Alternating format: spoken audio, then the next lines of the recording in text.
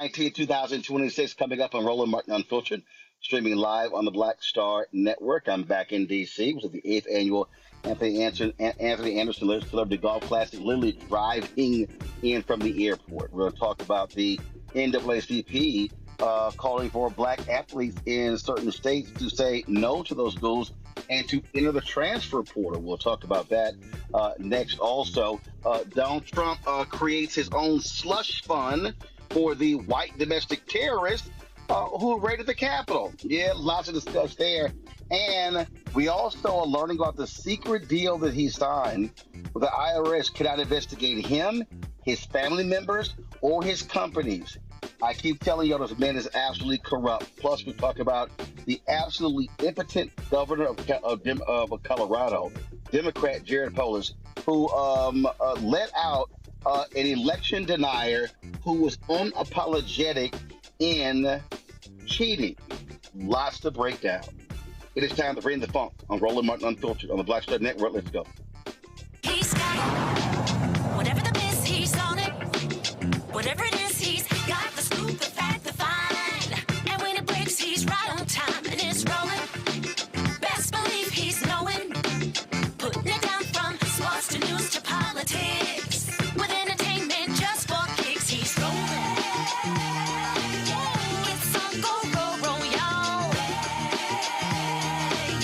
It's Roland Martin, yeah. Rolling with Roland now. He's funk, he's fresh, he's real, the best, you know he's Roland Martin now.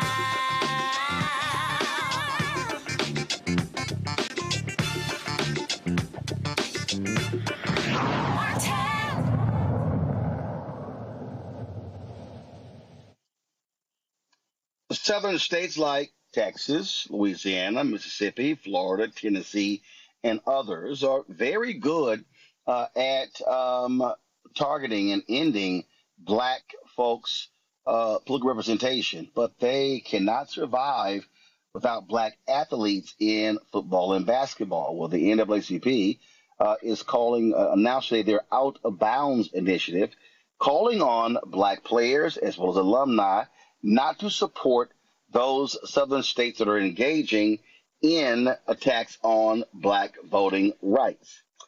This, of course, has been talked about a lot. Some of the people have suggested that this is what athletes should actually do to withhold their talents. Of course, a lot of these same folks following Donald Trump and MAGA have been targeting DEI, have been targeting other black initiatives. So this out of bounds campaign, of course, which is national, and again, targeting black athletes, their family, alumni, fans, and supporters to withhold athletic participation as well as donations to these schools. NAACP identified 8 priority states: Tennessee, Louisiana, Alabama, Florida, Mississippi, South Carolina, Texas, as well as Georgia. Their targets, the state's flagship institutions that generate hundreds of millions of dollars in financial support. Talik McMillan is the director of the NAACP's Youth and College Division. He joins us right now. And, you know, Talik, one of the things that we discussed last week, I said really, to get this thing really started, you need one. You need one of those from football, top 300 recruits to say, I'm not going to go to one of those schools. And if that thing goes public, it's going to send a shudder throughout athletics, because these white schools and ADs and administrators and donors, they are going to be scared to death of more black talent following the lead. But the key is getting one person to say no mas, no thanks. Yeah, absolutely. And it's always great to be on with the Roland Martin Unfiltered family. This campaign that we launched today is more than sports. It's about power. It's about ownership. It's about accountability, because Black athletes, as you have said, has helped build college athletics into a multi-billion-dollar industry, especially football and basketball, as we look at here. But yet many of these same states benefiting from Black talent are actively working to weaken Black political representation and power. As we know, Black students and athletes are not just participants and just players on the field. They are economic drivers. Their talents fill stadiums. Their talents sell merchandise. Their talent drives television ratings, and their talents generate millions in revenue for universities and states. This is about ownership and taking back that ownership and encouraging young Black athletes to recognize that their talent has value far beyond a field or a court. As we say, states cannot celebrate Black excellence on a Saturday while silencing Black communities at the ballot box on a Tuesday. There cannot be applause for Black athletes while Black voting power is being erased. And so we got to take our ownership back. And so that is what this campaign is all about. What is the plan to educate these parents and athletes? Are there plans to hold forums? Are there plans to listen? The lists are public. These recruiting lists. Does the NAACP plan on sending letters or anything along those lines to each one of these top recruits? Yeah, absolutely. It's always a goal of the NAACP and especially the Youth and College Division to continue to train and to organize and give our folks the tools and the resources as we are rolling out these campaigns. But we also want to lift up the importance that we stand with our historically Black colleges and universities that have always stood at spaces where Black talent and Black culture and Black leadership cultivation has been central. And so whether that's redirecting our support towards those institutions and investing in our communities, or for the folks who have shown up for us, if it's having conversation about every commitment and every ticket purchase, as you mentioned before, every NIL partnership, every dollar that's spent that we understand carries political and economic weight. And so having those conversations about whether it's all at a cost. So how do we change that conversation and that narrative around what talent looks like? We understand, and it's in no way, shape, or form taken away from the fact of the win that athletes won with NIL partnerships.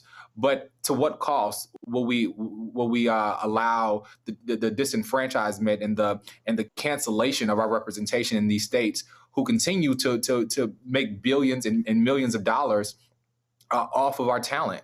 And I think about NCAA and their comparison to Black athletes as owning them. We got to take ownership back of our talent. And we understand, even in civil rights movement, historically, economic pressure has always been the strongest tool in our movement, from bus boycotts to corporate disinvestment campaigns, collective action funds. They have forced institutions to respond when morality did not alone. And so this is an opportunity for us to force the hand of these universities to speak up when it comes to their Black students. Universities cannot continue to profit from Black talent, celebrate Black culture, and recruit Black students aggressively while remaining silent when those same students' rights and representation and futures are under attack. And so this is a campaign about accountability in totality.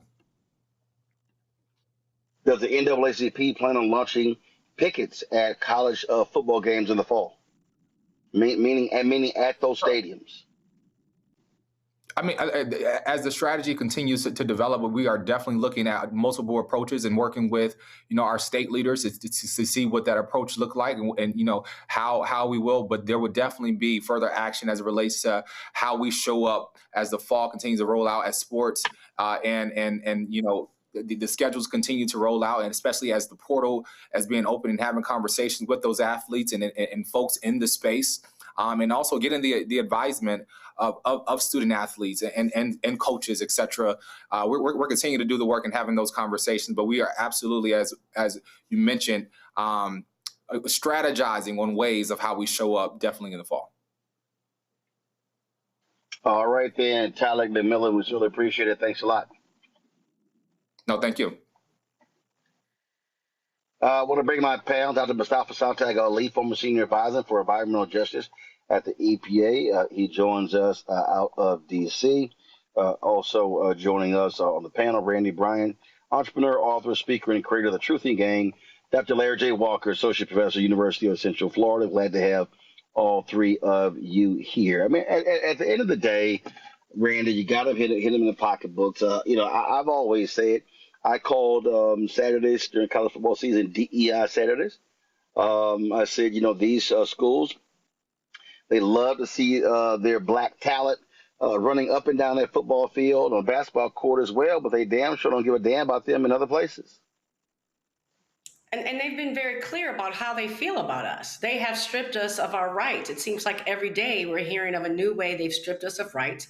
And even these specific colleges that in these areas that we're talking about have completely killed their DEI program. So what they're saying is, we are not going to protect your children while they're here. We don't care if they have equal access. We don't care if they, have any issues on campus facing racism or sexism. And these kids provide so much to the schools.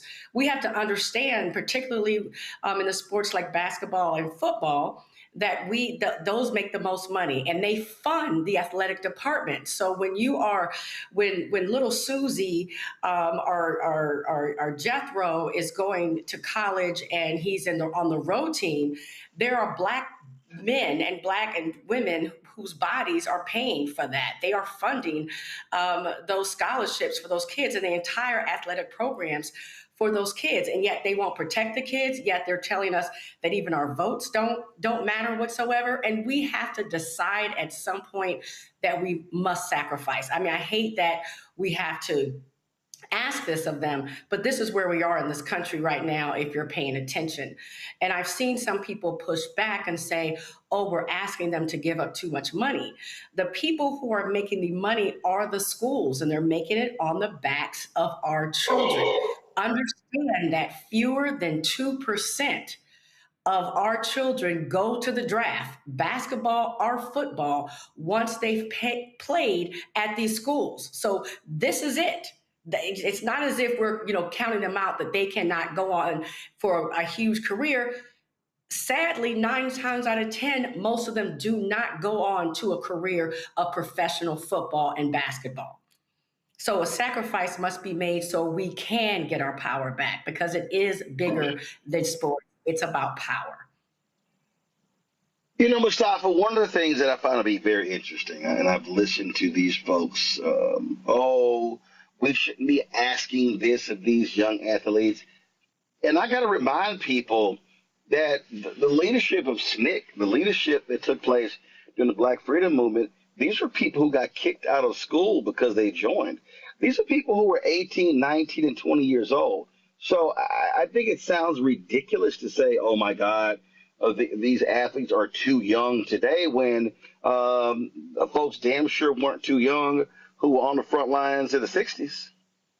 Right. Yeah, without a doubt. And, as a former athlete, former college athlete, my heroes were people like Harry Edwards over at San Jose State, when he created the program, the Olympic Project program, and he was a really young person at that time. Let me just say it this way, there is a laundry list of black athletes, black college athletes over the years who have stood up against racism. Now, the question becomes, do we get behind them? Do we support them? Do we make sure that the mechanisms are in place if they decide to transfer schools or to go to, or to choose another school? We just got to make sure that all those pieces are in place. So, yes, throughout our history, young people have done transformational actions and have given a lot. But now in this day, I think we also have additional tools that we can make sure that are in place to help to make that an easier transition. But they're still going to have to, carry the attacks You know, if you move from one school to another, we all know if you're a star athlete or a good athlete that, you know, folks are going to come against you and come out. But we can make sure that we put our arms around them and make sure that they know that the sacrifices that they are making are important and that they're not alone. Well, Larry, the thing is, you break this thing down. We have to recognize how many schools we're talking about. I mean, let's just say Texas. When you think about this call, you're thinking about Texas, Texas A&M, University of Houston, Texas Tech. You're thinking Sam Houston State. You're thinking Tarleton State. You're thinking Texas State. I'm thinking about all of these public institutions that have football programs. Then, of course, if you start talking about Louisiana, you got LSU, and then you got a host of state schools, and then Alabama. So not just the University of Alabama. You start going Mississippi, Ole Miss, Mississippi State, other schools, and then you start talking about Florida. We're talking Florida, Florida State, Central Florida, Florida International University. I mean, it goes on and on and on. And so, so it's a number of states being impacted, and that's a lot of black athletes we're talking about. I think the key here is not that we can expect, Larry, a ton or a groundswell of individuals getting into the portal. I think what the real goal here, Larry, is to have several of the top recruits come out and say, I'm not going to go to those schools. I'm going to go to Big Ten schools. I'm going to go to schools out west. And that's really what the goal here is, I think. Yeah, I think, Roland, you highlighted a really important point. And so we should be really clear for those who are watching. When it comes to revenue-generating sports and NCAA, black bodies are the ones who generate revenue, whether we talk about football and basketball. But, I watch a lot of college sports and pro sports, and you're right. We've got to get some athletes who, and many of these students who were, feel removed from the civil rights movement, have to be committed to taking a stand, like the A&T4 did, decades ago. And you're right, Roland, it just takes one or two students, top-tier athletes, not just to not commit to these schools, but articulate that they're not, and the reason why they're not committing to these schools. Because it's we talked about the attacks on the civil rights movement, and it's impacting these students in their lives. So when you commit to these students, particularly in these states that we've highlighted, those that the NAACP has highlighted, these states have made it clear where their priorities are. And so if they want black bodies, once again, they're going to generate and leave millions of dollars and build all these, buildings, et cetera, then there has to be, not only in terms of when we talk about NIL and the economic impact, but politically, these students have got to take a stand to, not only in terms of their lives or the lives of their family members, but of future generations of black folks who should have the opportunity to vote without restriction, have someone who looks like them if they choose, or similarities to represent them in Congress or in the state legislature, House and Senate. But we're not seeing it right now. And black athletes are going to have to take a stand. And if you don't take a stand now, then when will you? But also think, Mustafa, what this really requires, it's really going to require an aggressive education effort by the NAACP. It has to go beyond just a press release and appearing on news shows. Without a doubt. You hit the most important point right there. So everybody's talking about these 17, 18, 19, maybe 20, 21-year-old individuals. The institutions, our institutions, have a responsibility to actually build a strong program in collaboration, of course, with these athletes, and maybe there's other athletic organizations who also want to be a part of this, to make sure that there's a real structure that's there.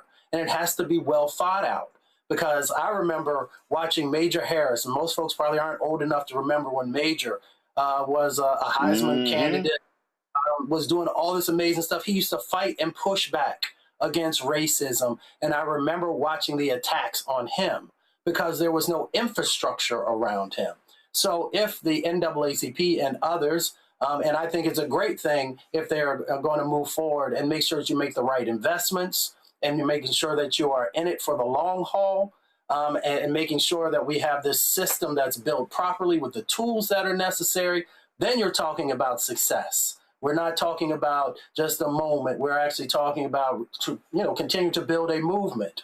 And if you're not going to do that, then you're setting up these young brothers and sisters in a way that I don't think anyone at any of the organizations that we all know would want to do, but maybe unintentionally do if they don't make sure that those investments are there.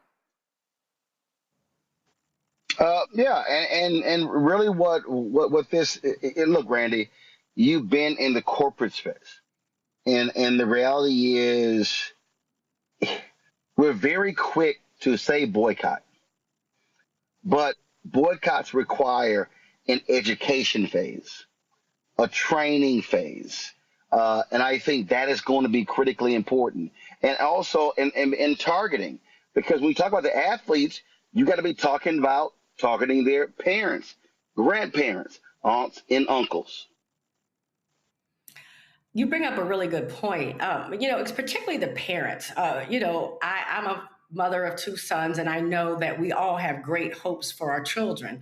And, playing sports has been a way for many of us to make it to different socioeconomic levels. And so we all have these hoop dreams that our children will succeed very greatly. But I think that it's very important to know, again, how few of our students actually become, stars, actually get in the NFL or NBA draft, that actually go on to make a career out of being in sports. And so not to make a decision that affects you, your family, and honestly, at this point, the entire future of us as a community, because we have these dreams that most likely will not come to fruition. We have to really talk about the facts about how they use us in sports. And they're the ones who have always greatly benefited from the usage of our bodies. On the backs of Black men, particularly, is where many white men and institutions have become very rich. And I think that we need to publicize those numbers, because they don't try to show us those numbers. They like to show us on the weekends the story of the impoverished Black kid who made it out because of his talents. And those stories are beautiful. But we should not fool ourselves into thinking that that is the norm, and to recognize that we are being used. And there's a reason why they call particularly football teams the continuation of the plantation. They need to be aware. And we assume that people know this, but we know that the United States blocks us from knowing the information that we need to know. And they put out there, we're very great. Our country is great at propaganda and making us think that everybody has a shot. And one thing I always think about too is, let me tell you, if your son or daughter are the next great big player, they're going to get them. They're going to come get them regardless of what school they go to. I promise you, they will come and get your child. Well, I think, Larry,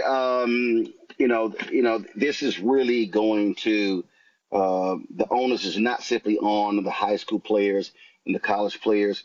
It's also on Black folks who went to PWIs, who support them, the wearing of gear, sending them money, buying tickets to the games, all those different things, watching the games, boycotting them with the eyeballs. And again, but it has to really be a well-planned and executed strategy to have maximum impact. Absolutely, Roland. And you had a guest on. I know he's representing the NAACP Youth Division, and you pressed him on what's the plan. And I think what the NAACP is proposing to do is great. Is a great idea, but you need a blueprint, and so you need short and long-term range goals. What's the communication strategy? What's the political strategy? So you really need to have all that outlined, in my opinion. And I'm assuming that they've done some of this work before you announce something like this. But it really, there's an opportunity for this to make this work. But like I said, it has to be planned out properly. You talked about alum not wearing paraphernalia, certainly not making donations, and not just Black folks. We need to call on white folks. But also, Roland, I think we need to talk about what the role also Black coaches, not just head coaches, but assistant coaches and trainers, et cetera, what their role also is in terms of this boycott. Because, we're asking for those individuals who work for the employers, we're asking athletes not to attend these institutions. But we have to highlight many of these individuals who recruit these students are Black coaches who go out for these predominantly white coaches and recruit these Black students. But we do have to make sure that whatever the next steps are, that we've talked about, that there's some clearly an educational component that outlines why this matters and the long-term impact. The last point I want to make, Roland, is I want to talk about what happened in 2015, University of Missouri, when they had those Black students call for a boycott and eventually led to the president, I think, Chancellor resigning. It was when Black football players got involved in that advocacy work that things began to turn, and that the individuals at alum, et cetera, saw what the economic impact is. So we need Black players to take that same mentality from those 2015 University of Missouri football players. Well, it was no different when the Mississippi State football players said, I'm not going to play ball if that Confederate emblem was on that flag. That was on June 20th, June 30th. The governor signed a bill into law getting rid of it. So that thing happened in 10 days because the white coaches said, man, we ain't going to be able to survive without these Black players. They have power as if they use it. Gonna go to a break. We'll be right back. Roland Martin Unfiltered on the Black Star Network. On a next, A Balanced Life with me, Dr. Jackie, a relationship that we have to have. We're often afraid of it and don't like to talk about it. That's right. We're talking about our relationship with money. And here's the thing. Our relationship with money oftentimes determines whether we have it or not. Balancing your relationship with your pocketbook. That's next on A Balanced Life with me, Dr. Jackie, here at Black Star Network. A decade of love, joy, and power. Black Voters Matter is 10 years old, and we are just getting started. This is love with a purpose. This is Black joy in motion. This is unstoppable power. Across campuses, neighborhoods, and back roads. Let's go! We show up, not just to vote, but to be seen, to be heard, to belong. We ride together, we organize together. We remind each other that our voices matter, because they always have. Black Voters Matter is about more than ballots. It's about housing and healthcare, clean water and living wages, education, reproductive freedom, and dignity. It's about turning pain into action, turning belief into movement, turning community into power. We don't wait to be invited. We bring the energy. We bring the love. We bring the people. Because when Black communities come together, we don't just survive, we thrive. This is how change happens. This is how history moves. We organize, we build, we win. With medicine and science under attack, I want to keep you and your family informed and healthy. I'm Dr. Ebony Hilton, and I knew at the age of 8 that I wanted to be a doctor. So I studied hard and became the first African-American female anesthesiologist hired at the Medical University of South Carolina since its opening in 1824. And I always say I was made into a doctor, but I was born to be a mom. And as a new mom, wife, sister, daughter, and friend, I understand how frightening a medical crisis can be. I care for individuals on some of the worst days of their lives, and it's my mission to provide you with a safe space to gain clarity on issues affecting your mind, body, and soul. I recognize that there are health disparities, particularly as it pertains to race, and I want to help bridge the gap between you and your healthcare providers.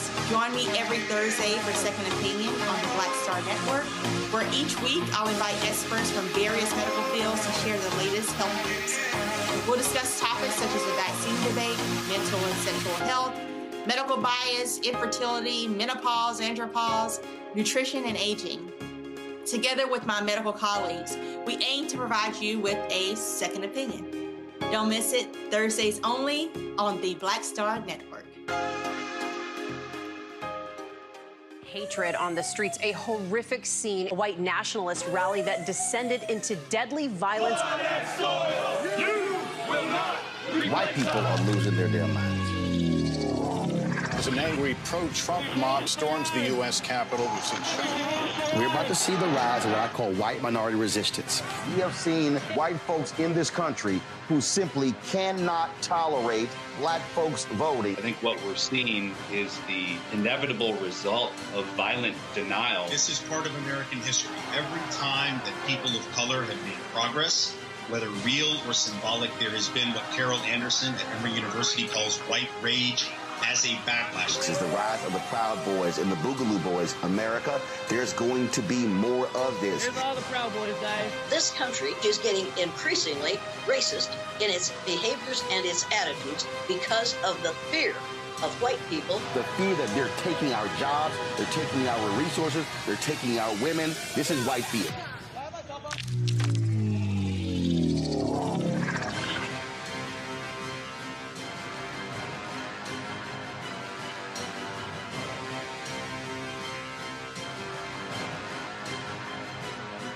If in this country right now, you have people get up in the morning and the only thing they can think about is how many people they can hurt, and they got the power, that's the time for mourning.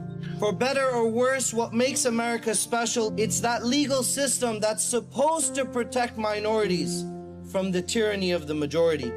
We are at a point of a moral emergency.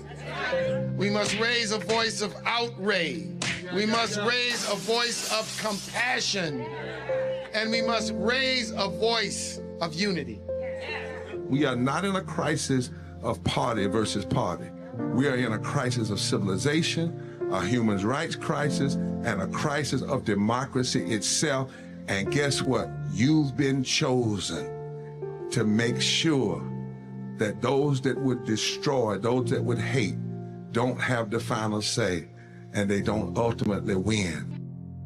I'm Ryan Wilson, CEO and co-founder of The Gathering Spot, and you're watching Roland Martin Unfiltered on the Black Star Network.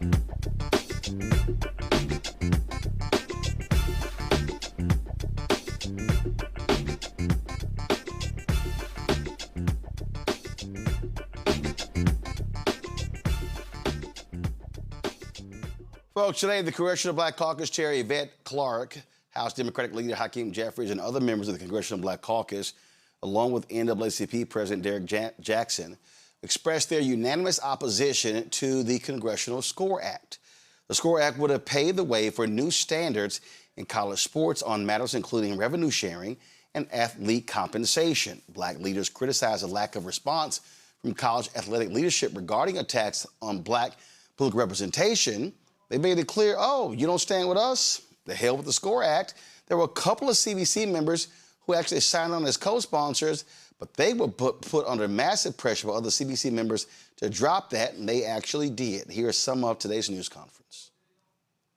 Yesterday, amid unanimous opposition from the Congressional Black Caucus, the SCORE Act was pulled from the House voting schedule. That's right. Yay.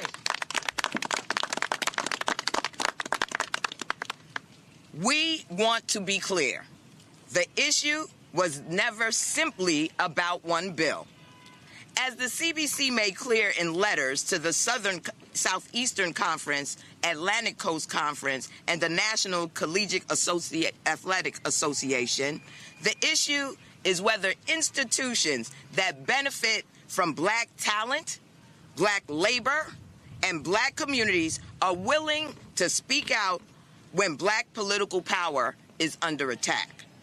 In the wake of the Supreme Court's Calais decision, states across the South have moved rapidly to redraw congressional districts in ways that dilute black voting strength, weaken black representation, and undermine decades of hard-fought civil rights progress secured through the Voting Rights Act. For generations, black athletes have helped build college athletics into one of the most powerful and profitable industries in American life. That's right. The success, visibility, and cultural influence of major athletic conferences and institutions are inseparable from the talent, labor, leadership, and cultural contributions of black communities. Yet, at this very moment, those same communities are facing coordinated attacks on their democratic representation. Too many leaders across college athletics have chosen silence. To be clear, black political representation is not a side issue, and this is not politics as usual. In this moment when black representation is under attack, it is important for the CBC to keep in their tradition of being the moral of the Congress, but the moral of conscience of this country. No representation, no revenue, no one black should be on a playing field of institutions that's living off of our labor, and yet in states that are seeking to reinstitute a sharecropping reality. It is not the responsibility of black America to hold individuals who should know better accountable for doing better. As soon as the United States Congress stand united to ensure our Constitution represent all of us, we will be a better nation as a result. 55% of all African Americans live in the former Confederate South. But the 55% of us who live in the former Confederate South, we will not tolerate a Confederate mentality on our labor, on our ability to contribute, and our ability to be to have representation. In this moment, our democracy is in crisis. This is not about partisanship. This is about true representation. And for the NAACP, we will fight with all we have in solidarity with the Congressional Black Caucus to ensure that we have representation, or if we don't, we will withhold the talent that play on the football field or on the basketball court, be them men or female, in this moment. This is an unprecedented moment featuring an unprecedented attack on black political representation, and therefore it requires an unprecedented response. That's right. We are here standing in solidarity with the NAACP and its call for athletes to boycott institutions within the SEC that belong to states that have unleashed these Jim Crow-like racially oppressive tactics, which is unacceptable, unconscionable, and un-American. And we believe that the silence of these institutions is complicity. That's right. And we will not stand for it. So let me explain to y'all what these white schools did, especially in Alabama. They were putting pressure on and really, really going after Congressman Shamari Figures and Congresswoman Terry Sewell to sign on to the SCORE Act. It's like, huh? Now, the Figures did. Sewell resisted, but then Figures backed off. So what these white schools wanted, Larry, was for the CBC to do their bidding. The SCORE Act absolutely is about trying to end or significantly lower the revenue that athletes are getting. This ain't got nothing to do with athletes. These are white folks who are mad at the athletes are getting paid.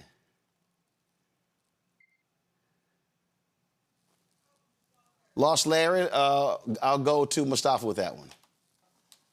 Yeah, it's exactly what it's about. It is always about economic power, right? They want to make sure that they reap the benefits of these young men and women's, athletic performance and all the attention that it garners, all the dollars that come with it, all the advertising that comes with it. And it is time. It has been, far too long for young athletes who are giving everything they got. You can go out there on the field, you can blow your ACL out at 19 years old or 20 years old. And, you might even end up losing your scholarship. Hopefully schools would at least allow you to continue through with your scholarship. But that would be the end of your revenue generating power as an athlete. So yes, young people should be able to make as much money as possible. Hopefully folks are also counseling them well so they're making the investments because, these schools, let's be very honest, many of them don't care because even though you may be one of the most talented people at your respective position, whatever that might be on the basketball court or on the football field, but you are also a cog in the machine. And if you understand that, then you understand that you have to maximize the amount of money you can make in a short amount of time. As Randy said, very few will ever go on to the NFL. So now on the college level, you have the opportunity to maybe change dynamics for your family and be able to build a strong foundation. So I'm glad that the CBC is standing up. I hope that the members who had that pressure on them will see the light of day if they had not. But we also have to make sure that we're supporting those members. And that's the thing that people don't understand. If people are going to take these hard positions, they've got to know that you've got their back. And that doesn't mean that you don't push them on other issues that you care about. But when they're willing to step out there, we've got to make sure they know they're supported. And the individuals who come after them, they got to know that we're going to check them also economically because we are no longer going to purchase their products. We're no longer going to support their respective brands, whatever it might be. And that's how you build real economic power, is by making sure that you have a holistic strategy of all these various pieces that come together to make the whole. Larry, bottom line is, but they wanted the CBC to stand and protect these white schools and protect the millions upon millions they earn, and they want to keep that money from the athletes. Absolutely, Roland. And listen, it's that saying, it's no fun when the rabbit's got the gun. And this new NIL, this new economic model is giving more power to particularly black athletes. And these predominantly white institutions, PWIs, they don't like it. And they want to shift it back into the power of the athletic directors, coaches, et cetera. You saw Nick Saban in the last couple months be at the White House multiple times talking about, we need to make changes to NIL. But these, you can't have members of the CBC when we talk about the impact that many of the Supreme Court decisions and other laws at the state level have impacted, black political power without making the connection to economic power. Particularly, like I said, black athletes have far more independence and can make far more money than they did in the past. And so we need to make sure the economic and political importance of both of this particular issue become connected or more cohesive. And once again, we have a significant long-term strategy to make sure that everyone can win in the black community. Andy? The insidiousness of white supremacy that I think many people miss out on, it's not just about how much power they want and how much money they want. It's about what they don't want us to have. They don't want to see these young men, black men, be successful and be in any way compensated for the talents that they've brought. It angers them. So it's not even as if they're still not making the major part of this money. They're still getting paid. They really just can't stand to see black athletes thrive. They literally can't stand it. And that's the insidiousness of white supremacy. It's not just greed for what they want. It really is a complete hate for us to have anything, joy, money, etc. Oh, yeah. And trust me, it's about them getting paid. So, and so you see, because of the CBC, how they responded, they decided to pull that bill. The votes are not there, and the votes should not be there. This is about attacking athletes and what they're getting paid. So, yeah, damn that. Shut it down. Shut it down. And this is no time to cooperate with any of those Southern Confederate states at all. Shut them down. going to a break. We come back. Let's talk about Donald Trump's slush fund. Also, how stupid is the Democratic governor in Colorado? What an idiot. Letting one of Trump's cronies out of prison because he was trying to kiss his ass. I got lots to say about both of those stories. Folks, you're watching Roland Martin Unfiltered on the Black Star Network. Don't forget to support the work that we do. Join our Bring the Funk fan club. The goal is to get 20,000 people contributing on average $50 each a year. That's $4.19 a month, 13 cents today, supporting this show and the other half a dozen shows on the network. So, we've had more than 47,000 donors. We would love to hit that 50,000 mark. So please support us. Cash App, use the Stripe QR code. Just hit right here on the screen. As for credit cards as well. Checks and money order, make it payable to Roland Martin Unfiltered. P.O. Box 57196, Washington, D.C. 20037-0196. PayPal, R. Martin Unfiltered. Venmo, RM Unfiltered. Zelle, Roland at RolandSMartin.com. Roland at RolandMartinUnfiltered.com. We'll be right back. They've been trying to erase black political power since Reconstruction. Now the Supreme Court is helping them finish the job. First came Shelby County versus Holder in 2013, the ruling that gutted the Voting Rights Act. Then came Brnovich in 2021, another ruling, another piece torn away. Now comes Calais, the case civil rights leaders warned could cripple the last major federal protection against racial vote dilution. And within days, Tennessee eliminated its only majority black congressional district. Louisiana, South Carolina, Alabama. The same strategy is spreading across the South. The old Jim Crow used poll taxes and literacy tests. The new Jim Crow uses gerrymandered maps, voter roll purges, polling place closures, and court rulings that make black communities politically invisible. 1965 was Freedom Summer. This is Freedom Summer 2.0, because they are still trying to erase black political power, and we will not bow.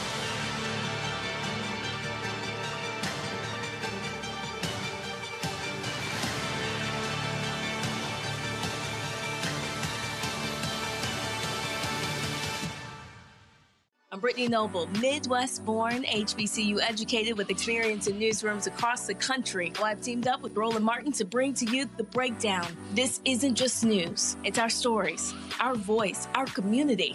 Join me for The Breakdown, Monday through Friday at midday, only on the Black Star Network. Hi, I'm Swing Cash, Basketball Hall of Famer, and you're watching Black Star Network.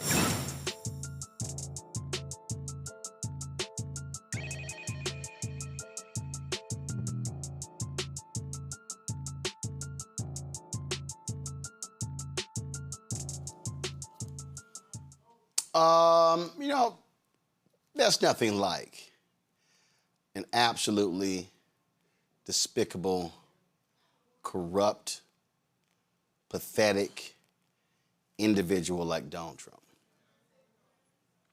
This fool decided to sue. He decided to sue the IRS because his taxes got leaked, where it showed how he had been cheating, frankly, and barely paying any taxes. So he sued for $10 billion. Knew that wasn't gonna fly. So then he decides to create this compensation fund of 1.776, 1776, for the people who were impacted, if you will, by January 6th. You know, the white domestic terrorists who sat here and attacked the Capitol. Now, they're calling this an anti-weaponization fund by saying that these people, oh my God, their lives were ruined and it was just rough on them and they had to hire attorneys and all this sort of stuff like this here. Now, of course, Trump is also mad that Mar-a-Lago was searched by the FBI. Well, because he actually had retained documents that he should not have. Then there's a Russian collusion scandal. So when he was asked about this, frankly, it's a slush fund, this is what the twice impeached, criminally convicted felon con man in chief had to say. The Justice Department has this new fund that was announced today, $1.7 billion. Yeah. Why should taxpayers pay for the Januaries? Well, it's been very well received, I have to tell you. I know very little about it. I wasn't involved in the whole creation of it and the negotiation. But this is reimbursing people that were horribly treated, horribly treated. It's anti-weaponization. They've been weaponized. They've been, in some cases, imprisoned wrongly. They paid legal fees that they didn't have. They've gone bankrupt. Their lives have been destroyed. And they turn out to be right. I mean, it was a terrible period of time in the history of our country. And they worked on it. I know the Justice Department, it's really been working on it very hard. There's been numerous other occasions over the years where things like this have been done, but these were people that were weaponized and really treated brutally by a system that was so corrupt, with corrupt people running it, and they're getting reimbursed for their legal fees and the other things that they had to suffer. Now, check this out. We also now know, because of this, that the IRS signed a deal with the acting attorney general, Todd Blanche, Trump's former personal attorney, to not do any audits or investigations of Trump, his children, their companies, or any other people related. Excuse me? This is a fund that they can shield from the public. It's a slush fund, pure and simple. And all of these Republicans, quiet. They're quiet because they don't want to hurt his feelings. They don't want to anger him. They know this is wrong. This is beyond atrocious. And I dare say, Larry, that, and some have already said, that the creation of this fund is absolutely grounds for impeachment. It absolutely is, Roland. And we need to call this what this is. This money, this is reparations. I'm still waiting for my 40 acres and a mule. So I think that with the phrasing, we need to describe it as reparations. That's essentially what's going on. So all these years, and they're telling black folks that they can't get reparations. Well, individuals who are responsible for trying to overthrow the government, they qualify, and we know why they qualify. But you're right. Look, Roland, this is just one of another thing every single day you could use to impeach the president. But this is corrupt. The other thing is, for people who are watching this here in America, this is unheard of to see a president in this level of, in terms of what you're trying to do in terms of monetarily benefit him and his family. But this is what happens in authoritarian governments. And if you understand world history, this happened consistently. And so now here in the United States, we're learning what authoritarians do in terms of, compensating individuals who commit crimes, enriching their families. But once again, this is another example of something illegal that the president is doing. The Republicans are simply turning a blind eye. It was President Obama. It would be a five-alarm fire, and this would be all over the news, and we would hear about it nonstop. Not only that, check this out, y'all. This is unbelievable. So this is the thing. They are barring the IRS, Randy, from any past, present, or future investigations. The United States releases, waives, acquits, and forever discharges each of the plaintiffs from, and is hereby forever barred and precluded from prosecuting or pursuing any and all claims, counterclaims, causes of action, appeals, or requests for any relief, blah, blah, blah, blah, blah. Are you serious? Like, what? So it's like, oh, yeah, y'all go right ahead. Y'all can cheat on your taxes for forever. Yeah, we're good. Corruption at the highest level. I mean, it means that for the rest of his life, no, not just his life, everyone in his family's lives, they can commit any crime that would be against the IRS and get away with it and will never be investigated. I mean, when has anybody that you know in this country been protected from being prosecuted should it be needed? It's never happened before. And that these people are so weak that they are allowing this man that much power is absolutely unbelievable. Just when I think I cannot be surprised, I am surprised again, even more. And I really also want to touch on these reparations that these thugs, these criminals are being given, this $1.7 billion that they're being given. And of course, we've never been touched. I think people will focus on what's happening now, but what they need to understand is what he's setting up for the future. He is sending a message to all of his followers that should you act a fool, commit a crime, try to tear apart democracy, attack a building, attack our leaders in 2028, I will protect you. You will not only suffer, you will be well rewarded if you show out like this. I believe he is setting up an army. I really do, to fight these battles as he tries to completely ignore the Constitution. Folks, Congressman Jim McGovern wanted to add an amendment to stop the slush fund. Republicans refused to even vote for it and would not even allow there to be a debate on it. Listen. Committee add a new section to the rule providing immediate consideration of H.R. 7711, the No Rewards for January 6 Rioters Act. So this bill would prohibit the use of federal funds to compensate individuals who were prosecuted for their involvement in the attack on the United States Capitol on January 6, 2021. Additionally, my motion would self-execute an amendment that would require the Attorney General of the United States to disclose any payments made by the so-called Anti-Weaponization Fund, which was created by the corrupt settlement agreement between Donald Trump and his own administration.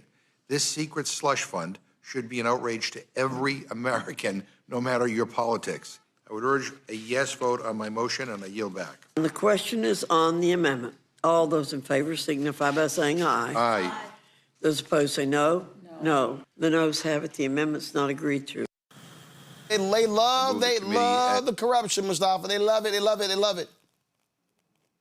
They do love it. I mean, I got a tax law book over here. I'm gonna have to take a peek because down the road there's going to be a time when folks are going to have to be able to defend some of these actions inside of court. You know, the other thing that's really mesmerizing is the fact that we've had these black farmers who have been brutalized, who had to go out and get attorneys, and weren't able to receive any type of help. So this $1.7 billion could actually go to them because under former administrations, they did not live up to the letter of the law to make sure that these individuals were protected. Well, I see it's going to be incredibly difficult also when these folks go back home trying to get reelected, and you got folks who can't afford to send their kids to school, folks who can't afford to eat, folks who are dealing with inflation, folks who are dealing with a laundry list of things, and you're going to have to be able to justify how you gave your taxpayer dollars, gave their taxpayer dollars away, billions of dollars away. So they do love their corruption. They love their corruption because the courts haven't been doing what they're supposed to do, because Congress hasn't been doing what it's supposed to do. The question becomes, what will the voters do in the midterms? Well, Larry, the top lawyer of the Treasury Department stepped down moments after this was announced. I am quite sure those two things are connected. Yeah, absolutely. I don't think that's a coincidence. And Roland, we need really, folks working for the Trump administration, certainly we need more people to take a stand on this level of corruption. Because his family, they've built billions of dollars from the United States government, Treasury, et cetera, various other ways. And so we need more people to take a stand and come out publicly and talk about why they're resigning, not simply resigning, but why they're resigning and the level of corruption they're seeing. And they have to be prepared for whatever repercussions come with that. And just so we're clear, Randy, the thugs that attacked the Capitol, they're the victims. Mm-hmm. Right. They're the victims, and the people that were attacked are the ones who did something wrong. That is the way he has framed this. And he talks about the way they were treated horribly, even though these people were found in a court of law to be guilty of the crimes. But this man has no respect for the justice system, except for the one that he's now created and completely running to benefit himself. Yeah. And then you'll love this one. This is the other thing. Once the funds are deposited into the designated account, the United States has no liability whatsoever for the protection of safeguarding those funds, regardless of bank failure, fraudulent transfers, or any other fraud or misuse of the funds. So basically, If you commit a crime with the funds, it's all good. We know now that one individual who was molesting his children tried to pay them off by saying, I'm about to get paid, I'll pay you from that. So what we know, Mustafa, they've been trying to create this fund for the last year. And Trump, he's full of shit. But I didn't know anything about it. Yeah, right. He most definitely knew about it. I'm sure he's been briefed on it numerous times, was excited because he thinks it's a part of his get back, right? This is the get back and the kickback. The kickback is actually the dollars that are there. One of the things you didn't raise is that there's supposed to also be formal apologies that are also tied to the individuals who will receive these funds, these taxpayer dollars. So we need to make sure that folks understand that is also because Black folks, for all the injustices that we've had to deal with, indigenous folks, brown folks, a whole bunch of folks in this country have never gotten formal apologies for many of the most egregious things that have gone on. So you got that dynamic. Then, as you just stated also, you can use this however you want to use it. If you go back and look at the J6ers, there are a whole bunch of them that have been convicted of all kinds of other crimes as well. So it'll be interesting to see those who maybe are still in prison, even though I know most of them have now gotten out, if they also get broken off with some of these dollars. Well, here's some reaction to this. Senator Patty Murray questioning Acting Attorney General Todd Blanche. Now I would like to recognize the Vice Chair of the full committee, Senator Murray. Thank you, Mr. Chairman. Acting Attorney General, right now, families are paying $4, $5, even $6 or $7 for gas. Inflation is at its highest level in years because of the president's policies. But instead of helping Americans get by, President Trump is literally using their tax dollars to set up a slush fund to enrich his own friends. On Monday, your department settled the president's lawsuit by setting up a fund with $1.8 billion, and you and the president will pick the handful of people who decide how that money gets doled out. So let's be clear. What we're talking about is nothing short of the sitting president of the United States looting from the Treasury for his own gain. Do you seriously think this arrangement is appropriate? The president telling the federal government to settle a case and let him pay billions to the people that he chooses? What you just described wouldn't be appropriate, and that's absolutely not what happened, and that's not what's happening now. So you just set up a series of facts, most of which were not true. No, No, it's not. I mean, the president has set up a slush fund, however you want to say that it got set up, and he literally will get to choose through his hand-picked appointees who gets paid that fund. That is absurd. The president did not set up this fund. It's not a slush fund. It's been done many times. We have lots of funds. Well, I heard your response earlier to Senator Van Hollen. This is not comparable to the case that you cited. A judge was not involved. This is the president versus himself setting up a fund. The judge wasn't involved in the distribution in the Keep Siegel case at all. It just wasn't. There was a single commissioner that was set up, not five. And so when the judge signed off on that case. Yes, it was at a much later point in the litigation. That's right. my point. That is all of our point. And I just have to tell you, this is corruption that has never been more blatant or more widespread. What is happening is you write the check, Trump and his cronies cash it, American taxpayers who are already being whacked with high prices are going to foot the bill. That's what we are seeing today, and that is what many of us are really, really angry about. All right, so that was Senator Patty Murray. Then this is the Republican Senate Majority Leader John Thune when he was asked about this. I got the impression he really didn't want to have to address this. Listen. The acting attorney general was up here on Capitol Hill testifying where we got a lot of questions about this new $1.8 billion weaponization fund. A short time ago, the Department of Justice laid out some additional terms of this settlement in terms of the IRS, saying that the IRS is forever barred and precluded from prosecuting or pursuing future examinations of the president. Do you believe this is a legitimate fund, and do you believe those terms are fair? I think that there are and will be, continue to be, a lot of questions around that the administration is going to have to answer. Oh, so they're going to have to answer a lot of those things. Okay. All right, ABC's John Carl challenged J.D. Vance on this very issue at the White House. And listen to this lackey.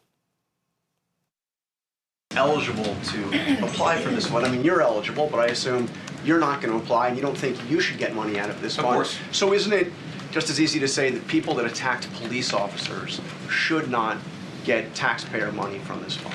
Well, look, John, we're not trying to give money to anybody who attacked a police officer. We're trying to give money, not give money, we're trying to compensate people where the book was thrown at them, they were mistreated by the legal system. Sometimes, you know, we do have, John, in this country, innocent until proven guilty. We do have people who were accused of attacking law enforcement officers. That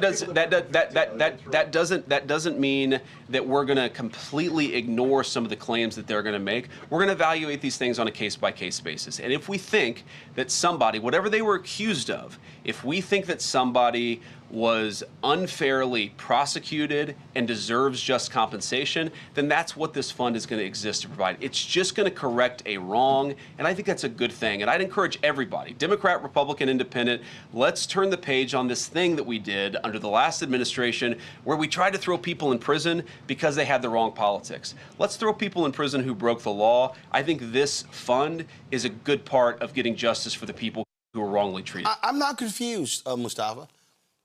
Many of them were convicted. They went through the legal system. They were convicted. And in fact, here's what people don't understand about a presidential pardon. The pardon requires for you to admit you actually did not what you're accused of, what you were convicted of, and why you're getting a pardon. They went in front of a jury of their peers. Americans across the country heard the facts, the evidence, and made decisions if someone was guilty or innocent. And in the vast majority of cases, they were found guilty by the jury of their peers.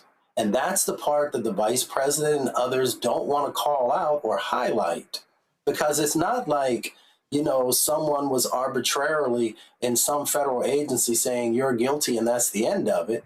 You literally had to go through the same process that a whole bunch of other folks across our country go through when they are accused of breaking a law. And that's, you know, they just don't want you to use your brain. And they think that they can continue to just pull the wool over people's eyes. They can say whatever they say. And the vice president is really good about talking about, and we just need to turn the page, or we need to just move forward. And no, you know, this is serious stuff. It was serious stuff when folks did it. And now it's serious stuff that you want to actually give people folks hard-earned dollars to compensate them. What are you compensating them for? For beating up police officers? For causing the deaths of police officers, for breaking into federal buildings. If anybody else does those types of things, they're going to go and stand in front of a judge, in front of a jury, and they're going to have to prove their innocence. And if they don't, then they're going to have to pay the price. Yeah, I mean, it is hilarious listening to these fools. Here's some of the back and forth between the acting AG and Maryland Senator Chris Van Hollen. Let me go back to this slush fund, because there's also an individual who, after being pardoned by the president, went on to molest 2 children. And that person actually tried to buy the silence of these children by saying that he would pay them some of the funds that he was hoping to get from your slush fund. Can you commit to making the rules so that that person is not eligible for a payout under this fund? Well, you're obviously lying in your question, because there's no way that this person committed to that. But the slush fund, as you call it, which is not, didn't exist. I'm sure, but I can commit. Mr. Attorney General, don't ever do that again. I am reporting what he said. He said on the expectation that he hoped to get some of the funds from a payout. He's been hearing you said from the slush fund, Senator, and that didn't exist when he said that. This is the fund that the president and all of you have been telegraphing all along that you're going to use to help the president's friends. And in fact, they've been negotiating, Randy, for a year to create this. So nice try, Todd Blanche, but you're lying. Right, and Trump has said that he was going to get his cronies off. He has said, it isn't like he tried to hide it. He has always said that he was going to take care of them.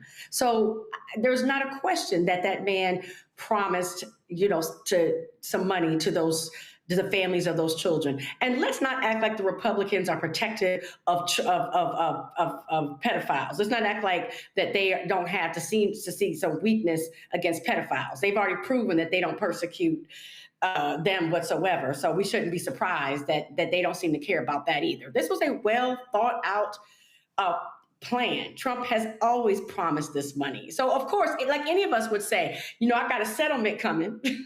We would say that because they knew they were going to get this money. They've been planning for it. So for them to act so surprised now, like Trump saying he had no idea it was going to happen.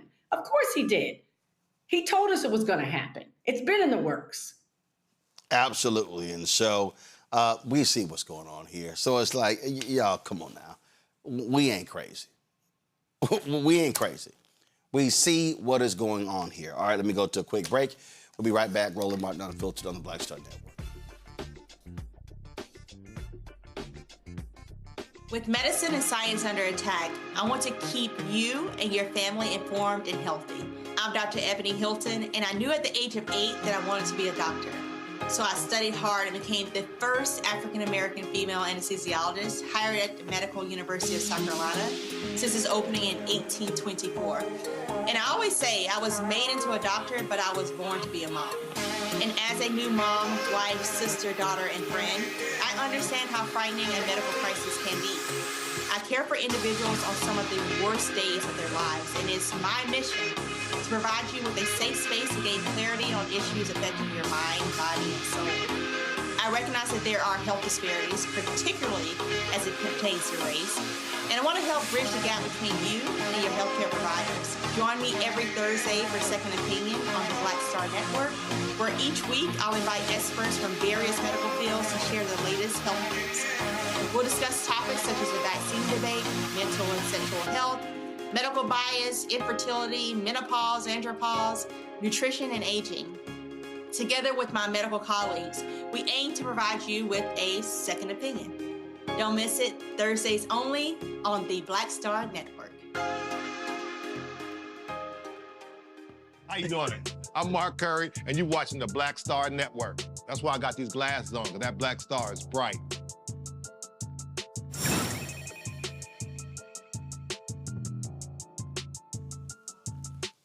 Folks, North Carolina Pastor Lauren Livingston lit into Paula White, the woman Donald Trump goes to for so-called spiritual guidance. Man, Livingston did not hold back, lighting into her silly ass.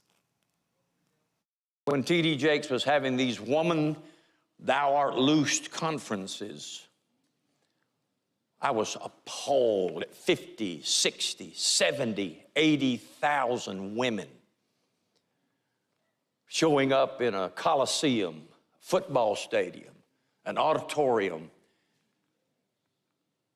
hoping that this man could say the magic word, use the magic phrase to set them free from all of the agitation in their life, the emptiness in their life. They filled it up and listened and hoped and longed for. I estimated in my own mind, you include a plane ticket to wherever. And then you got to get hotel rooms. And then you got to eat. Hey, no place that has a convention has cheap food. And then you have to register to get to it. Before you walk through the door, you got to lay down hundreds. And then when you get in there, and this is for all these people, sorry. When you get in there, you hear some stuff, and then you got to give an offering. You got to give a seed offering so that what you heard works. What you heard won't work until you give an offering. Hey, that enlivens it. That resurrects what you heard. So then you give an offering, and before you know it, you've spent thousands of dollars to go hear a man say something that makes no sense. It didn't come out of here either. I heard it. And so I ask you, if you went, if you're watching me online and you went, did you get loosed? Did it work? Did you buy your deliverance? If you did, why'd you go back next year and the next year? And why did you buy all the books so you could read them and mark them up?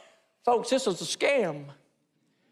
And it goes on every week in this country by some big-time mega something or another, somebody, man or woman. By the way, T.D. Jakes had as his sidekick a little lady called Paula White, Pastor Paula White, who I heard personally say, God told me to tell somebody you're going to give $100,000 today and your family will be saved. Or that's the same one that was preaching and said, yeah, I'm going to lay hands on you, but I won't lay hands on you till you lay an offering right here on the altar. Right? What is that? That's a false prophetess. That's a self-appointed prophetess who is a heretic and a blasphemer. The things I've heard her say about Jesus Christ is blasphemy. The things I've heard T.D. Jakes say and not say is heresy and blasphemy. And why'd you pick them out? Because I don't have time to pick out 100 more. Oh, by the way, Paula White is the woman that the president appointed to be his faith advisor. She has an office in the White House. She's available to the president to give him advice on faith, to keep him apprised of the evangelical temperature. She is there, and I heard her say, let me tell you, trying to preach like a black woman. And she's in a totally inappropriate clothing with spike heels. Everywhere I put my foot on the White House lawn is holy ground. I'm embarrassed. She does not represent me. She cannot tell the truth. Whatever the president heard from her is a lie. He needs help, and he needs it bad, and he needs it now, but he won't get it from her. So here are a couple of the bites that he was referring to. Let's first deal with the $100,000. Watch. Because I'm telling you, there's an anointing of release right now. I want $100,000 to come in. I want $100,000. There are 10 people that could give $10,000. There's 100 people that could give $1,000. Get a check, make it payable to Paula White Ministry. There are people that are watching right now. If you say, I don't have it, give $100. Bring up a sacrificial seed. This isn't for me. This is about kids that will die without you being obedient. This is about kids who are going to be minstrels and instruments and warriors and mighty for God. This is about kids who are going to make a difference. I'm not going to take everybody's blessing. Come on. I'm going to tell you, get a seed of sacrifice. There's only 3 envelopes. I'm not moving. I'm not going to lay hands on people. So you're obedient. Get out of your seat. Come on. And come bring up a seed. Does the law? Oh, ain't that something? Ain't that something? Okay. Now, remember he said about walking on, when she at the White House, and it's like, well, wherever I walk, God is walking. Listen. Where I go, God rules. When I walk on White House grounds, God walks on White House grounds. I had every right and authority to declare the White House as holy ground because I was standing there, and where I stand is holy.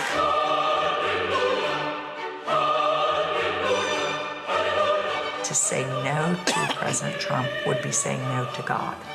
and I won't do that. We are in a spiritual war right now. Let every demonic network that has aligned itself against the purpose, against the calling of President Trump, let it be broken, let it be torn down in the name of Jesus. You want me to tell you what my thoughts are? The thoughts of the King of Kings, the thoughts of the Lord of Lords. I'm downloading heaven.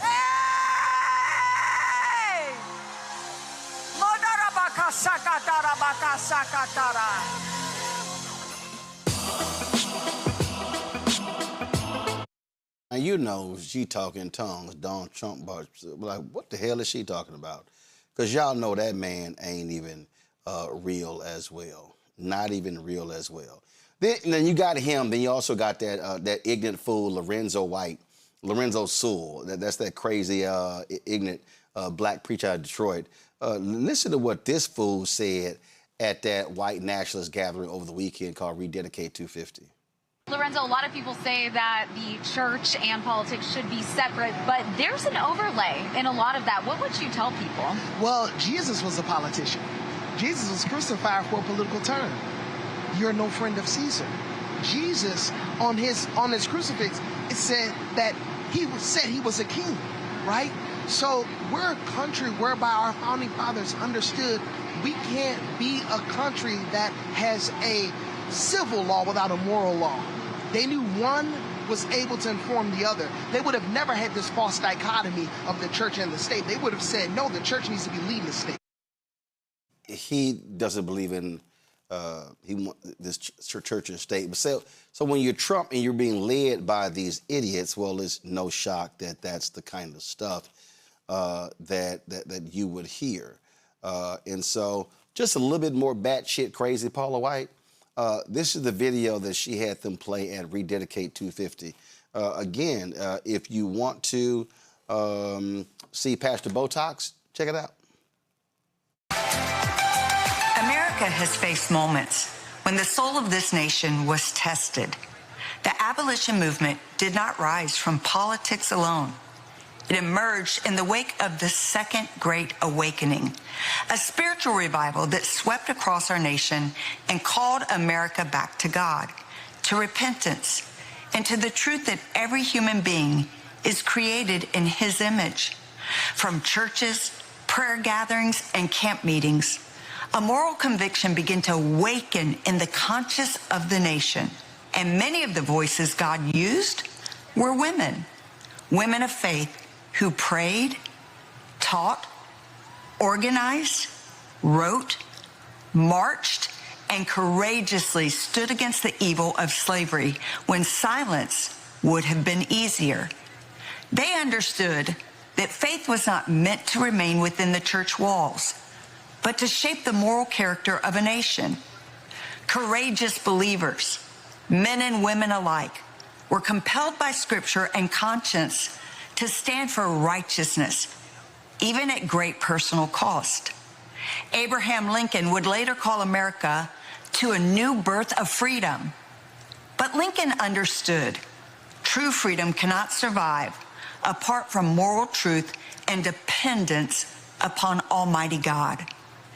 Today, as we approach America's 250th anniversary, we are reminded that every generation must decide what it will honor, what it will defend, and under whose authority it will live. All right, I can't even listen to the rest of that nonsense. I mean, come on. Absolute fraudulent. She's fraud. Donald Trump is a fraud. And we all know, 2 Corinthians himself, Mustafa, is just a joke. I'm just always amazed how these people play with God. It blows my mind. But then I guess if you don't truly believe that God exists, then it's a lot easier to be able to do and say some of these things that these folks continue to and lead people astray. My auntie is always saying, she's like, be careful where you invite the devil into your house. She said, evil rarely arrives screaming. Sometimes it walks in smiling. Calling itself comfort. And when I see these people doing the things that they're doing and saying the things that they're saying, it reminded me of those words because that they fool people, right? Folks want hope. Folks want some stability. and they play on this. And, you know, so you just got to be very, very, very careful. I mean, whether you read the Torah or the Bible or the Quran, it speaks to us about these false idols and these false individuals who will try and take you astray. So whoever you pray to and whatever book you might read, I think you just need to open it up again and then ask yourself, with all the things that you see going on in this country today, does it align with the traditional values of who you pray to and the words that they shared? And if you want to hear bat, you know what, crazy, Randy, listen to this fool. Religion, if you look, it was built so, and when you have strong religion, you have less crime. It's just a fact. You know, whatever it may be, it's like, gee, I want to go to heaven, so I'm not going to do this or that. Who knows? But we have a country that was based on religion, and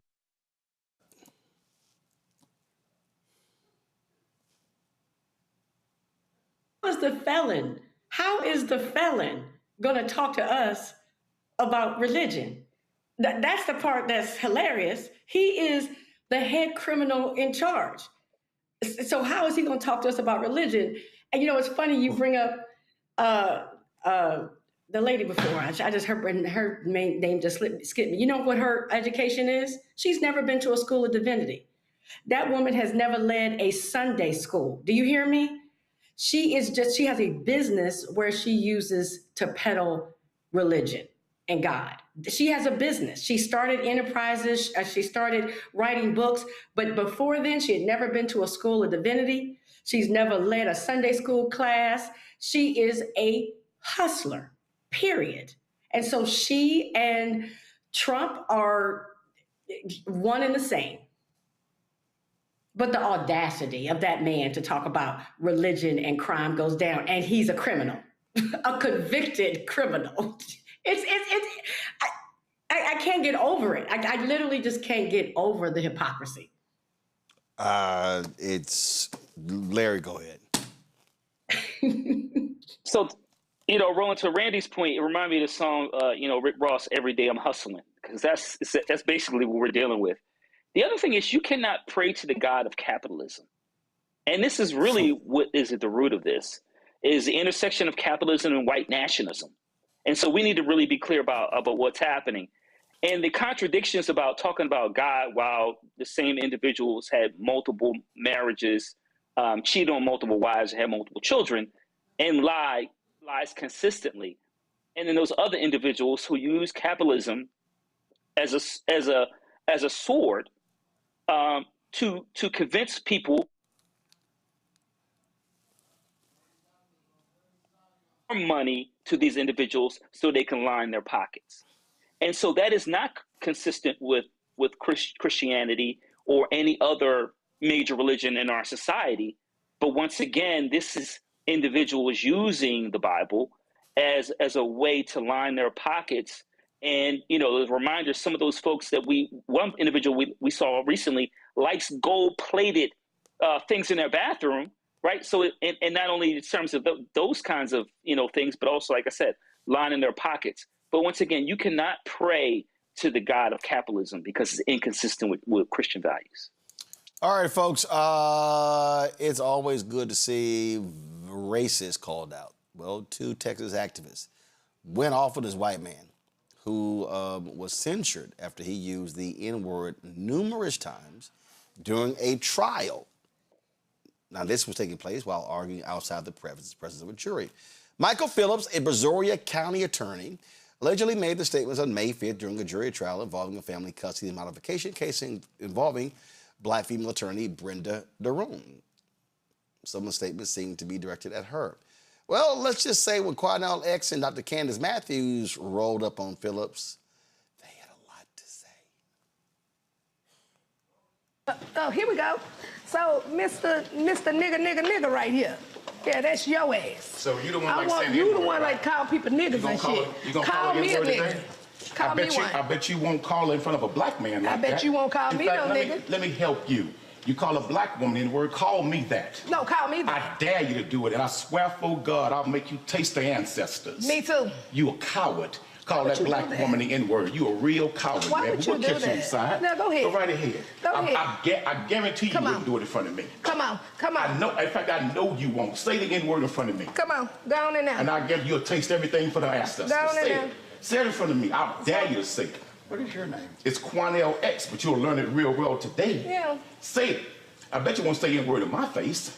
See, you talk to black women like that by themselves. You intimidate black women by themselves. But a black man, you won't open your goddamn mouth. I dare you to say it. With that hearing aid. I dare you to say it. With that hearing aid in your ear and shit. Get your old ass in there. Run around here with your bald head ass, you old spotted liver face looking bitch. But I ain't playing with you. Sir, would you like to make a comment about what you said or about what happened? I'm not allowed to make a comment at the present. So, was you making a statement online or anything like that?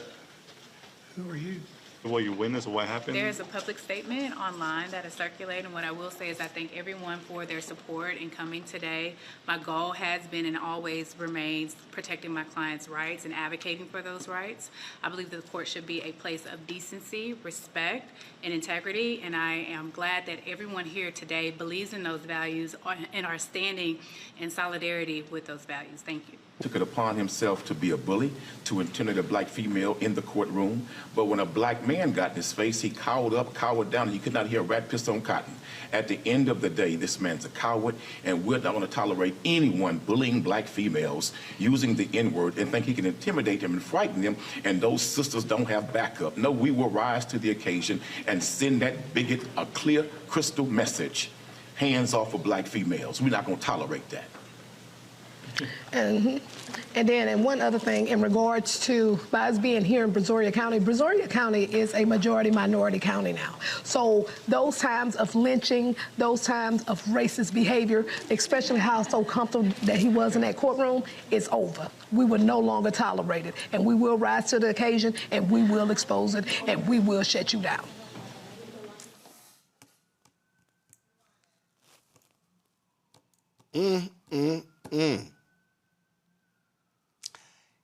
Cat got his tongue, Randy. When I tell you I watched that video about 8 times this morning, started my day off so lovely. I'm gonna make you taste the ancestors. I'm gonna make you taste the ancestors. That's classic. That's classic. And did you see him turn as red as his tie? Yeah, I thoroughly enjoyed that. I needed some of that relief after what we've been going through lately. Thank you so much to them. Thank you so much.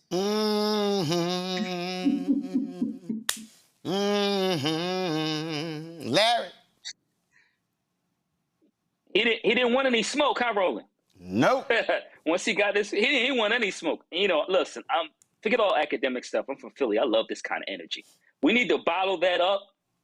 Sell it to black communities for the next couple of years so we can black folks can just open it up when they need to, so we can let folks know that if you want this kind of energy, we're going to match it and go beyond that. And, you know, the bottom line is in the society, a lot of times the kind of energy and many times the violence, verbal or physical, that black folks have had to encounter, when we respond in kind, people cower in the corner, and this is another example. Mustafa? I'm just excited watching Larry get fired up. You know, I mean, I was raised with individuals like Brother X, so when I see that, you know, it just reminds me of the responsibility that we have as black men to make sure that we are protecting our community and protecting our women. I also love the fact that black folks are not going for the okie doke anymore. If you want to get about it, we'll get about it. The other part of it is that, you know, even though I don't know what exactly happened inside the court in relationship to what the judge did with this individual, but I do understand that the associations have a responsibility that you can literally have your law license taken away if you have some serious you know, things that go down. So folks should be looking at that also. I'm sure he's been practicing for a long time. Maybe it's time now for him to take a rest and figure out that he's in 2026 and not 1946. Well, all I gotta say is, when y'all decide to be racist, and y'all decide, I just keep telling y'all, all you maggots, don't let Trump get your ass whooped. See, I know that racist decided to hop his ass up in the White House, and y'all like, oh, we can go ahead and just say we really think. Okay, Team Whip That Ass gonna be showing up. I'm just letting y'all know. Hashtag Team Whip That Ass will be making frequent appearances across the country. And in fact, Team Whip That Ass might look like they on tour if y'all keep it up. It's time for Black Star Network headlines with Brittany Noble.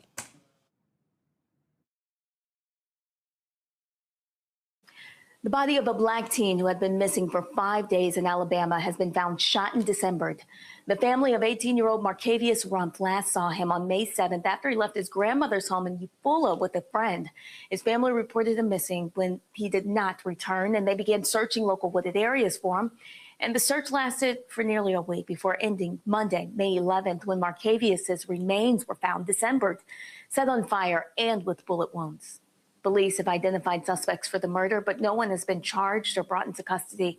Now the teen's parents are seeking justice for their son and accountability from law enforcement, who they say did not help with the search. And a black mother's secret recording has raised allegations of abuse at an elementary school in Louisville, Kentucky.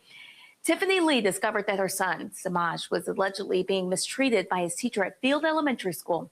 After noticing weeks of unexplained behavior issues, she decided to use a hidden camera disguised in her child's ponytail. The recording appears to show an assistant teacher aggressively yelling at the child, who is severely autistic and nonverbal. While the hidden camera does not clearly capture the visual details of the interaction, the audio clearly reveals the teacher yelling. School staff discovered the hidden camera and alerted the principal, and as a result, the student was sent home for the rest of the day, and school officials say they are still reviewing the incident with the school district. And a school district in Tennessee has banned Alex Haley's book Roots due to a specific paragraph. This decision adds to a growing list of 119 books banned over the past 2 years. According to a spokesperson for Knox County School Board, the removal of Roots was not due to its historical themes, which recount the story of Haley's ancestors, including the enslaved Kunta Kinte and his descendants after they arrived in the United States. But instead, the ban was based on Chapter 84 of the book, where a particular passage was deemed sadomasochistic. School leaders in Tennessee's 2022 Age Appropriate Materials Act is cited as a reason for their decision to remove the book. Although Roots has been banned from library shelves, the committee's ruling still allows for material from the book to be taught in the class. And the Trump administration is proposing to increase the refugee admission ceiling for the fiscal year 2026 to 17,500, specifically for white South Africans. That's according to an emergency determination sent to Congress and obtained by CNN. In 2025, the administration reduced the number of refugees allowed to enter the country annually to 7,500, focusing on white South Africans. This was a significant decrease from the previous year's ceiling of 125,000, which excluded some of the world's most vulnerable populations. Trump justifies the decision to resettle Afrikaners in the U.S. by making claims that a genocide is taking place in South Africa, stating that white farmers are being brutally killed and their land confiscated. However, South African authorities have strongly denied these claims. The Trump administration is rolling back key Biden-era protections, focusing at limiting dangerous forever chemicals in the nation's drinking water. The Environmental Protection Agency will rescind and restart regulations on several PFAS chemicals linked to cancer, hormone disruption, liver damage, fertility issues, and weakened immune systems. PFAS, short for per and polyfluoroalkyl substances, have been used for all the way since the 1940s in products. And the chemicals do not break down easily. They can remain in the water, soil, and human body for decades. The EPA says the Biden administration failed to follow proper legal procedures when it comes to creating the rules. Restrictions on two of the most studied PFAS and PFOS and PFAS will remain in place. However, water systems can now request additional time to comply, extending some deadlines from 2029 to 2031. The decision could leave millions of Americans exposed to contaminated drinking water for years longer, much longer than expected. All right, Brittany, folks, be sure to catch the breakdown of Brittany Noble every day, noon Eastern, right here on the Black Star Network. The breakdown, Brittany Noble every day, noon Eastern on the Black Star Network. Going to a quick break. We come back. Our Shop Black Star Network Marketplace segment. Back in a moment.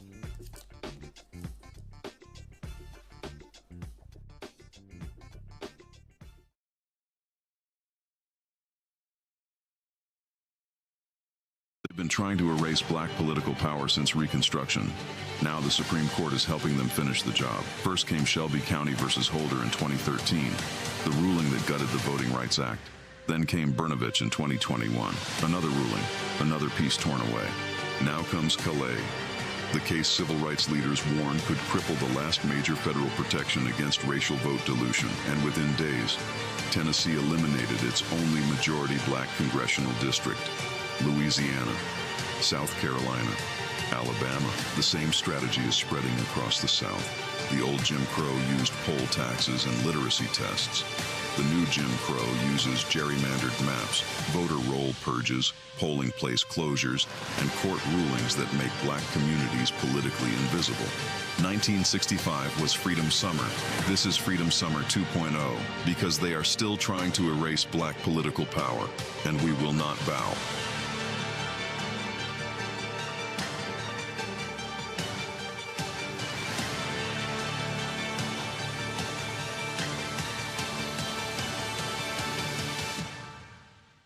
I'm Mark Morial, President and CEO of the National Urban League, and I'm watching the Black Star Network.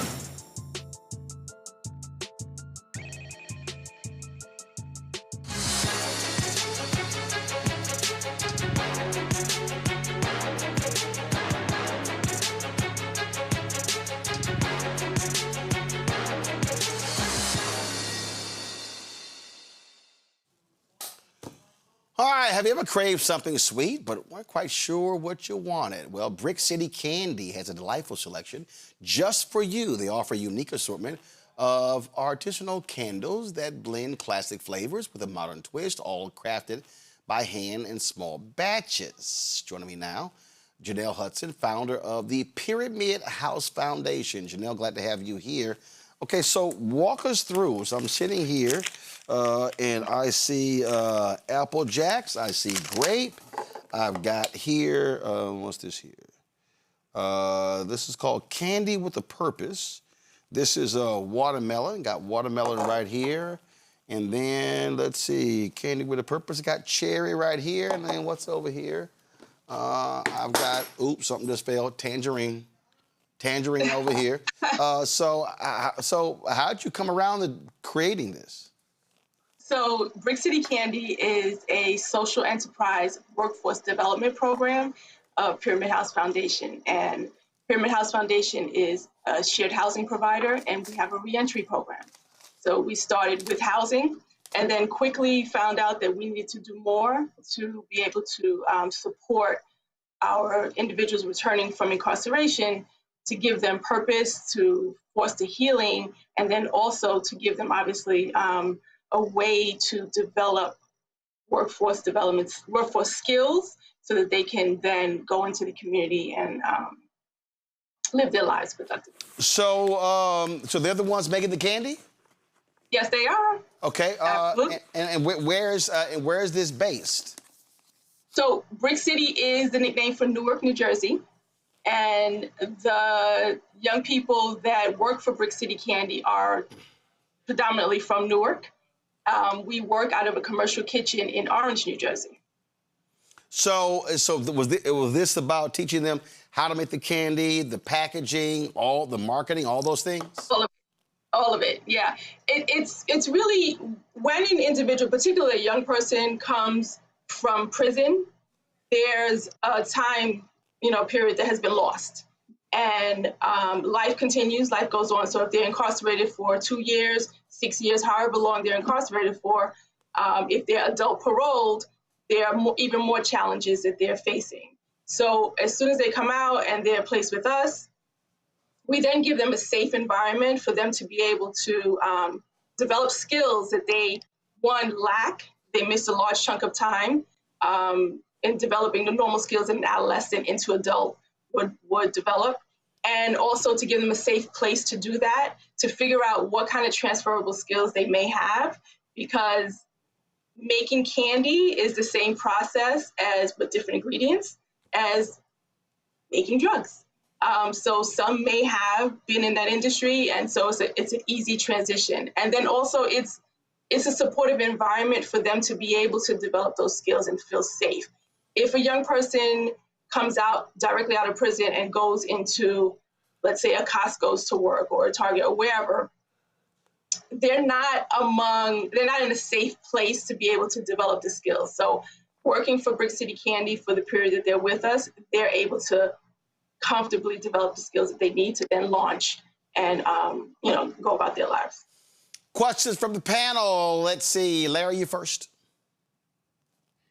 Yeah, thank you for all your work. And I guess my question deals with, some of the challenges you mentioned coming out for, returning citizens, the challenges they encounter. Some end up back and incarcerated. So what are your overall rates in terms of your success rates in terms of keeping individuals back at home with their families, developing workforce skills, going to college, et cetera?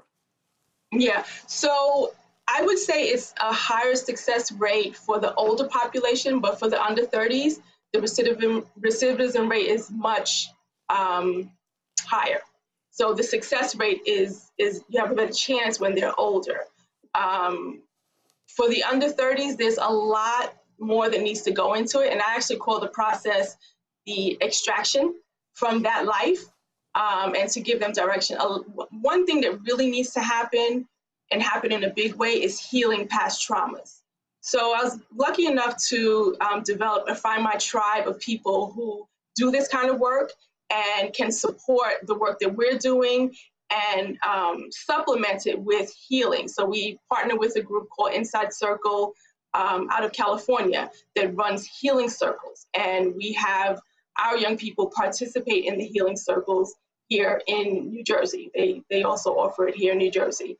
And the purpose is, having some way to be able to contribute and change the dynamic of what they previously did before incarceration, to start to see the community, to start to express creativity, because there's something very healing when you are being creative, and then to set themselves on their path. So I wouldn't really measure success for the under 30 population as not going back.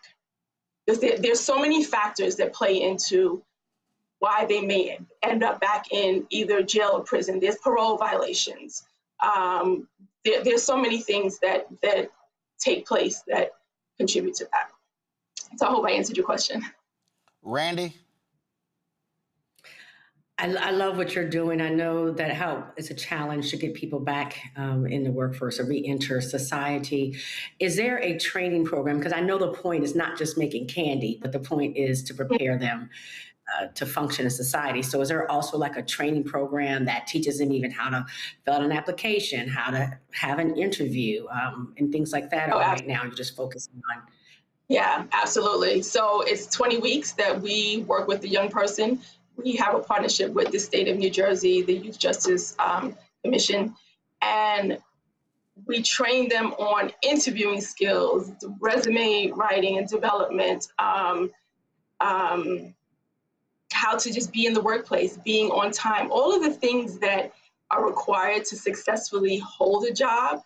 We're taking them back and showing them how to do that in a safe place where they feel comfortable and they're not feeling like, I can't do this in this strange environment. Like throwing someone right into the workforce that's never been in the workforce, I don't think that that's a really good setup for success. Mustafa. And just one quick. I'm sorry, it's Randy. Go ahead. Go. I just was going to ask your favorite flavor of the candy. So chili pena is pineapple flavor with tahini seasoning. So like it's a little chili kick, sweet and salty, and banana pudding are my favorites. Okay. Thank you. Mustafa. Yeah, well, thank you for the transformational work that you're doing. I'm curious, any of the folks who went through this program, have they gone on to start their own programs or create their own businesses? What does that look like? So actually, my two co-founders, their role is, we're not a huge program, right? So let me say that. The idea is that they are credible messengers so that they can go back and pull others in and pull them off the street. So one of the co-founders, he's actually starting a trucking business. And in our program, in our developing of Brick City Candy, he learned the steps on how to become an entrepreneur, how to get your LLC, how to do all the things needed to actually start a legitimate business. So, and the other is, they're doing speaking engagements across the country, because our partner, another partner of ours, the NAACP Foundation, has a really robust investment in community partners that are doing the work for the emerging adults or the under 30s who have been just as involved in system impacted. Mustafa. I'm sorry. All right. So actually, okay. So to make sure everybody got the questions in. Last question I have for you, in terms of, so when did y'all first start moving product? Oh, we launched in June of 2024. All right then. Well, so a couple of years old next month. Folks, do me a favor. Again, Brick City Candy. Y'all see it, Brick City Candy. If y'all go to shopblackstarnetwork.com, shopblackstarnetwork.com, y'all can check out the marketplace there. Look at all the different products that they have Brick City Candy. And remember, when you support Brick City Candy, you also supporting this network as well. So we certainly appreciate it. Janelle, good luck with the candy. Thank you so much. All right, that is it for us. Let me thank Larry, Randy, and Mustafa for being on today's show. Thank you so very much. Let me thank Greg for filling in for me yesterday. I was in Palm Desert at Bighorn at the 8th Annual Anthony Anderson Celebrity Golf Classic. We'll have a roundup of that for you soon. But folks, don't forget, do us a great favor. Support the work that we do. We had two great shows last week, man. An amazing show in Connecticut, in Middletown. In addition, in Montgomery, of course, there for All Roads Lead to the South.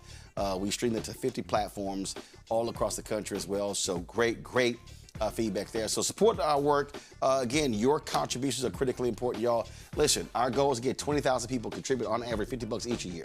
It comes up to $1 million. That's $4.19 a month, 13 cents a day. Now, what does that fund? It helps funds this show. It helps funds the other 5 shows on the Black Star Network. So it's not just me. Of course, let's go ahead and show it. You've got Second Opinion with nope. Listen to what I'm saying. Please show you got Second Opinion with Dr. Ebony J. Hilton. We streamed that show on Thursdays. We have that show. Do we have the graphic for Balanced Living with Reverend Dr. Jackie Hood Martin? There we go. We stream that on Tuesdays. Of course, we got The Other Side of Change. Check that show out. We have that show. We stream that once a week as well. The Black Table with Greg Carr. We have that show as well, so be sure to check that out. New episodes drop every Friday. Also, Roland's Book Club. We got those dropping every Friday as well. And then, of course, the Daily Show, Breakdown Brittany Noble, every day, noon Eastern. So those are all the shows. Am I missing anybody? No, I think I got everybody. So that's all the shows on the network, folks. So your support is critically important. You want to contribute via Cash App, use the Stripe QR code. You see it right here. If you're listening, go to blackstarnetwork.com. That's also for credit cards as well. Checks and money order, make it payable to Roland Martin Unfiltered, P.O. Box 57196, Washington, D.C. 20037-0196. PayPal's R. Martin Unfiltered, Venmo RM Unfiltered, Zelle, Roland at RolandSMartin.com, Roland at RolandMartinUnfiltered.com. Download the Black Star Network app, Apple phone, Android phone, Apple TV, Android TV, Amazon Fire TV, Roku, Samsung Smart TV. You see the T-shirt I'm wearing today? Don't blame me. I voted for the black woman. That's right. No, guys, you see the shirt that I'm wearing? Listen to what I'm saying. Come on, thank you. Okay, I'm rocking Don't Blame Me, I voted for the black woman. If you want to get this T-shirt, go to shopblackstarnetwork.com. T-shirts, hoodies, wall art, mugs, and more. Shopblackstarnetwork.com. Again, black-owned products, support of the marketplace at shopblackstarnetwork.com. Don't forget, download the app, fan base. Follow me at Roland S. Martin. Be sure to get that Black Supporter app. And there you go. So, folks, and don't forget, Bishop William Barber. We're close to hitting our goal. I told you I wanted 2,000 people. We are approaching that in terms of folks signing up for the training, June 11th and June 12th and 13th. What we want to be able to do is train people when it comes to organizing and mobilizing. That's what our goal is. And so if you go to blackstarnetwork.com, come on, go to my iPad, go to blackstarnetwork.com, click that link with Bishop Barber, and you can click. We're going to have 1,000 black men, but other people, first initially 1,000 alphas, other brothers start hitting us, sisters start hitting us, and so we're approaching that number. So we want to hit 2,000 now. So do me a favor, go to Repairs of the Breach website, or you can go to blackstarnetwork.com, click that link with Bishop William Barber, and you can sign up a 2-day virtual training to teach people how to be organizers and mobilizers as we prepare for Freedom Summer and Freedom Fall 2026. We want this to be the largest black voter registration since the 1965 Voting Rights Act, so your support is critically needed to make that happen. All right, folks, that's it. I'll see y'all tomorrow. Holla!